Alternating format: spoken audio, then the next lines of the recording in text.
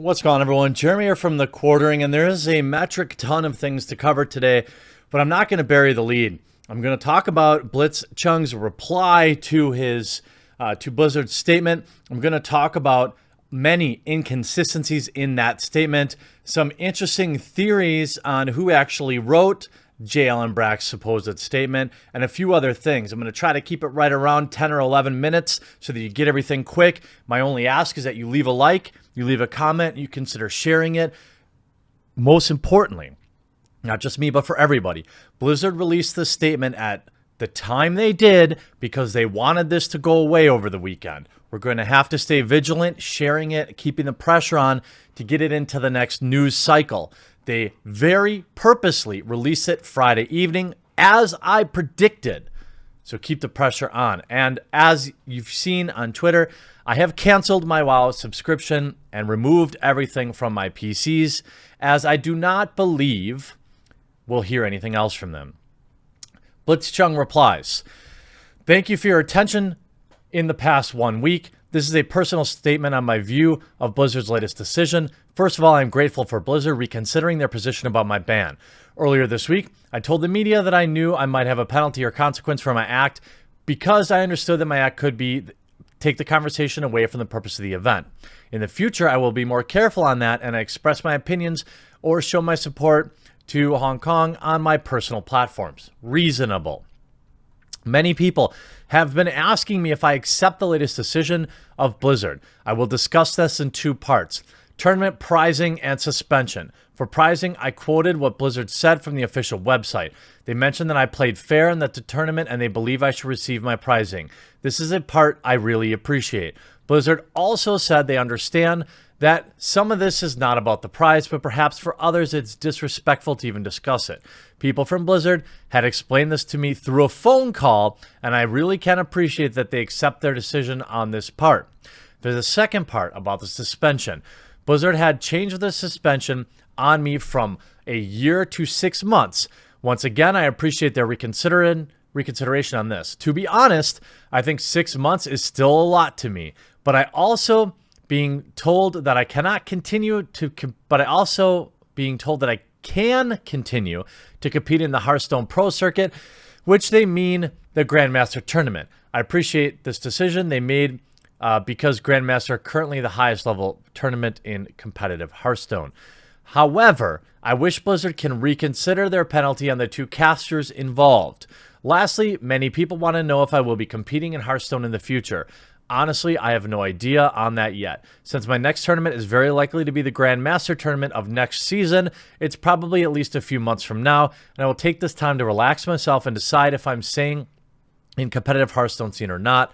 Hearthstone changed the way I live, changed the way my life probably. I really love this community. Blessing for all the peoples out there, and blessings to Blizzard. Now, super classy statement. And remember that English is clearly not his first language, but I think we get the gist.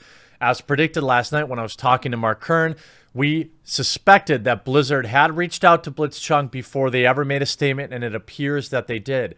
Although my insiders at Blizzard tell me that nobody was told about this deal. Since it happened at the end of the day of Friday, the staff was unaware of it. I've been unable to confirm if J. Allen Brack was in China or not, but the wording of this statement that they released late last night, to me, there is no doubt in my mind that multiple people contributed to this piece. Was it written by somebody in China? That's some speculation. I'm not sure about that. It's just one source that's considering it, and I'll share what their opinion is. But about the actual statement, now that it's just me and not my live reaction, I've had time to think about it. Disgusting. The first part of this statement, I believe, is purposely boring and wordy in order to entice people to skip to the end. This is something that a former Blizzard employee noticed, a former Blizzard employee who took part in releasing bad information on Friday. He told me ahead of time, if you hear something on Friday, it's going to be bad. If it's good, it'll be Monday. And as predicted, it came out late Friday, and it was bad, in my opinion. Why would they make this so clearly boring to get people to skip to the end? Well, it's because of this middle part. It's because of this middle part that they didn't want you to read.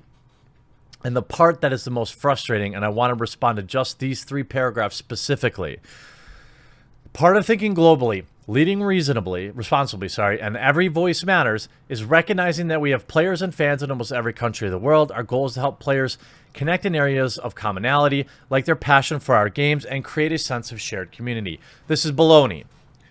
You want to silo your fans. You want to act to pander to whatever your particular local population is. To be honest with you, I'm fine with that. I don't expect my corporations to care one bit about human rights. I expect them to make money, but at least not lie to me. And this is where things get bad. The specific views expressed by Blitzchung were not a factor in the decision we made. I want to be clear. Our relationships in China had no influence on the decision. This is a lie. J. Allen Brack, if you indeed wrote this, why have you not lifted the 1,000-year bans on anyone discussing it in your forum?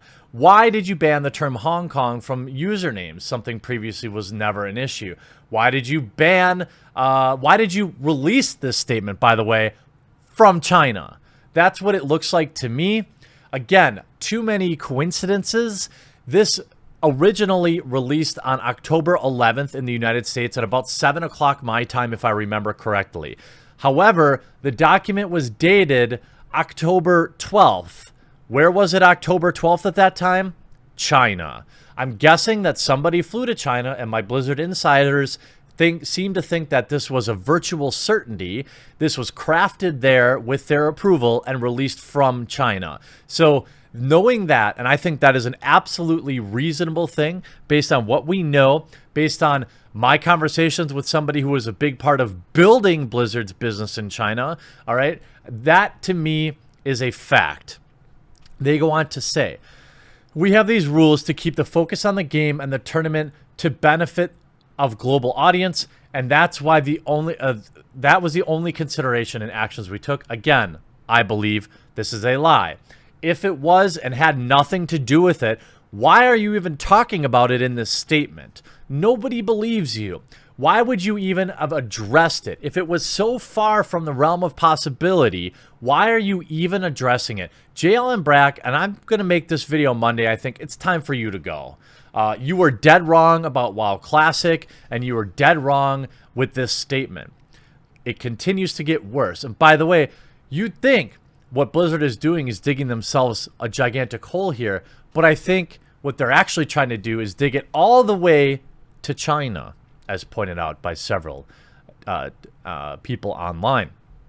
They go on to say, if this had been the opposing viewpoint in the same divisive and deliberate way, we would have felt and acted the same.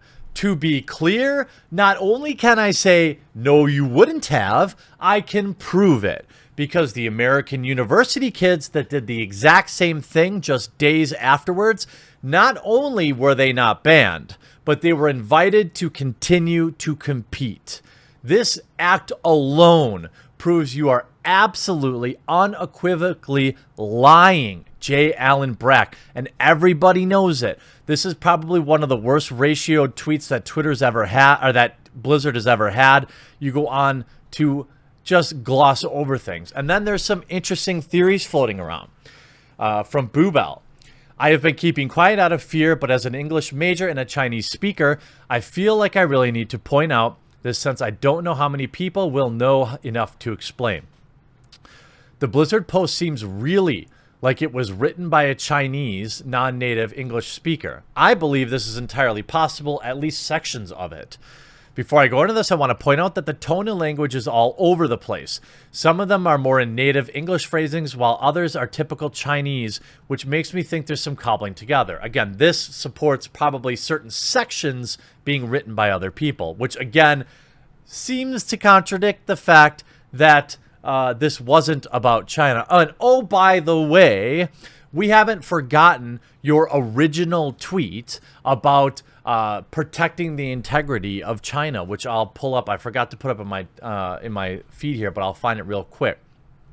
In China, it's very common to use ellipses and space them out just like this. It just doesn't happen in English. Usually it starts with the first person and uses casual contractions, and contractions don't exist in China. So using them in formal situations is a common error. In Chinese writing, it's typical to add what an English teacher might call, quote, topic sentences at the beginning and end of paragraphs. This isn't conventional and sounds heavy-handed in English. In the same vein, headers containing incomplete clauses or rhetorical questions before paragraphs are common in Chinese, but clunky in English. For an Overwatch example, look at the HZS crystal callout. Also, why are Blizzard parts indented? Doesn't it look like it was copy-pasted? Yes, it does.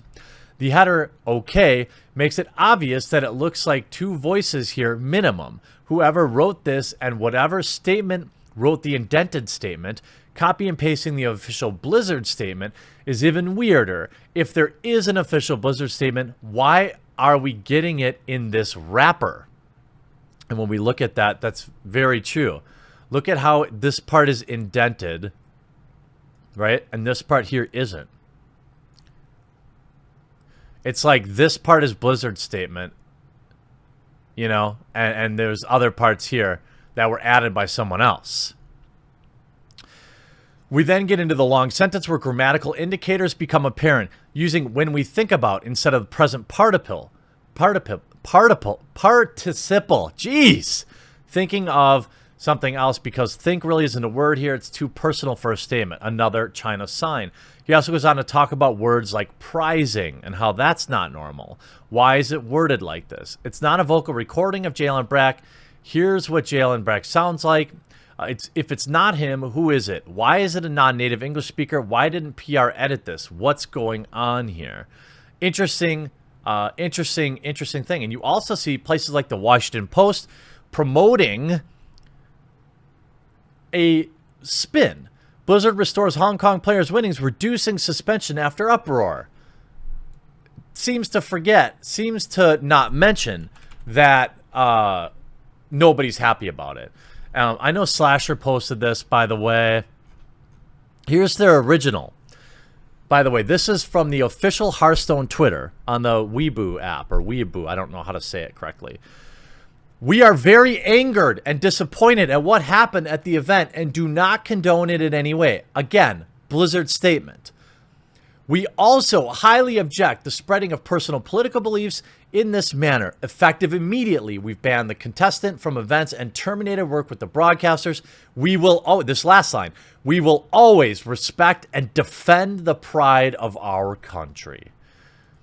If it had nothing to do with China, here it is, by the way, the original tweet, translated, then why is this? And I believe strongly in being a man of action as I wrap this up. I'm not telling you to not enjoy your video games. I'm not telling you to uninstall Blizzard, because boycotts, quite frankly, rarely work. But you know what I can say? I do feel better after canceling my subscription. I'm going to miss World of Warcraft. It pained me because I had fallen in love all over again with World of Warcraft Classic, and I was just passing level 26 with my hunter and working on a horde character. I don't get a lot of time to play video games. I get maybe 3 or 4 hours a week. I've got a full-time job. I'm a husband, and I manage a very active YouTube channel. I looked forward to those few hours a week I would get on a Friday night to log in and play World of Warcraft Classic. I will now move on to a different game, and I'm fine with that. Look, Final Fantasy's out there until Square Enix does something else bad, but there's always another game. Giving up a video game isn't anywhere near what somebody like Blitzchung gave up and put himself in the crosshairs to do, and it's literally the least I can do. I don't judge anyone for wanting to enjoy their video games too. That's fine. Life is short. I've always said that. You should enjoy and play your video games. If nothing else, the main takeaway here is we now have unequivocal evidence that Blizzard is full of baloney sausage when it comes to all their virtue signaling. They're full of baloney when it comes to think globally and every voice matters. They only care about money. And by the way, my insiders at Blizzard say the employees aren't exactly happy with this statement either. I'll keep you posted as more news breaks, and we'll talk to you again real soon. Hey, thanks so much for watching this video, and I really hope you enjoyed it. Above, you'll find some links to watch more videos, as well as a nice big button to subscribe, which I hope you'll do. If you did enjoy it, make sure before you go that you leave a like and a comment on the video, because you are the #1 reason this channel continues to grow, and I appreciate you.